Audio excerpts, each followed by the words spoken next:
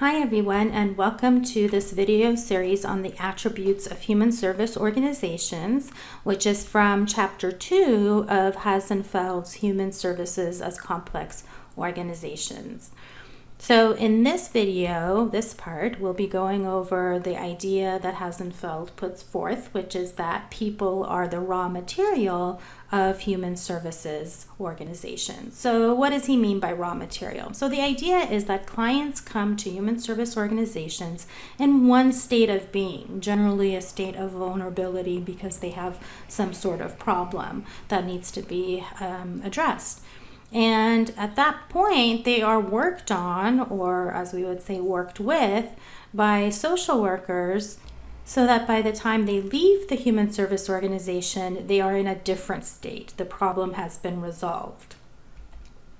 This altering and shaping is theoretically done with compassion and in partnership with the client. This is generally the goal of working with clients.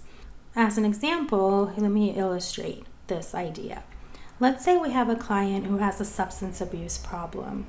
They go to a human service organization, a treatment facility, in order to recover from this problem.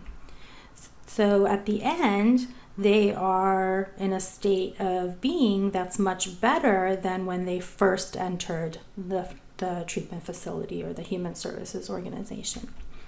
It's considered a transformative process because the client undergoes a transformation from one state of being to another.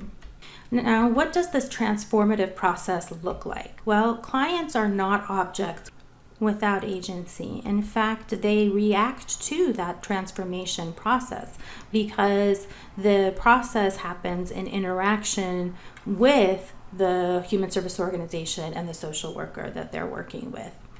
Now, there's this quote here from Dan Scheel, which we use in our History of Social Work class, and it says, social welfare in any society has two major purposes: social treatment, in other words, helping, and social control.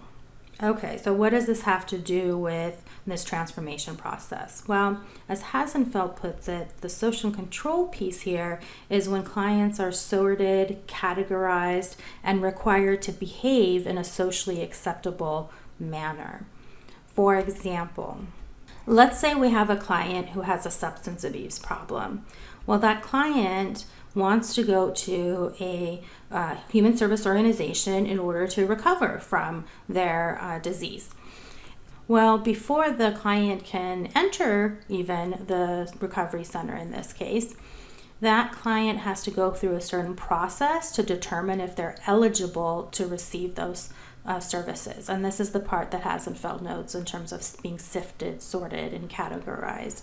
There might be criteria such as, they have to be low income, there has to be no other means of help, etc., in order to determine essentially, are they deserving of help right now from this human service organization? And then once they are determined to, yes, be eligible and they enter the facility, that's when the transformation process happens. And in this process, they encounter various mechanisms of control that limit and define what behaviors are expected of them. What does this look like? Well, for example, let's say we have a homeless client with substance abuse problems.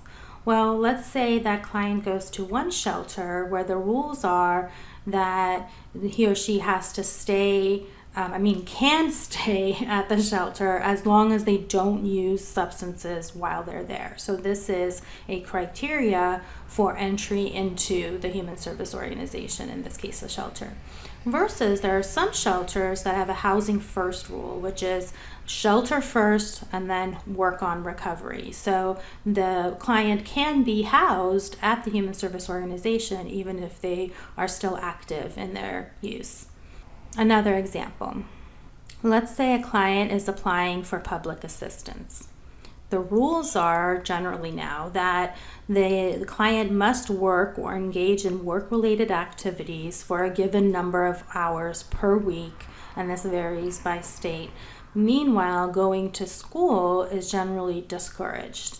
So there's an informal sort of policy, and then in terms of school, and then a more formal one in terms of, engaging in these work behaviors.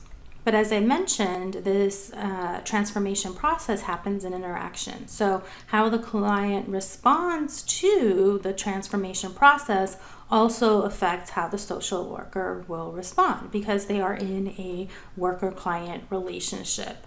So depending on whether the client can engage in those activities, the social worker will give certain services or not. And then at the end, hopefully the client is recovered from, whatever issue it was that brought them to the human service organization.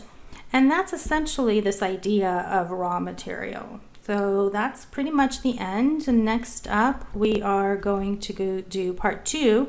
So that's where I'll discuss Hasenfeld's idea of human services as moral work. So make sure you check that out, and the rest of the videos in this series. Thank you for watching, and I'll see you in class or here. Okay, bye. Oh, before bye, the sources of the images that I used are here. Okay, bye for real now.